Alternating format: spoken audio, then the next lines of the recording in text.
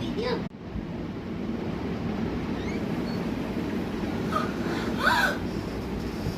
কখনো পড়াশোনা করে না, সারাক্ষণ ধরে ফোনটা নিয়ে থাকে, সারাক্ষণ ফোনটাই দেখে, কোনোদিন পড়াশোনা করে না।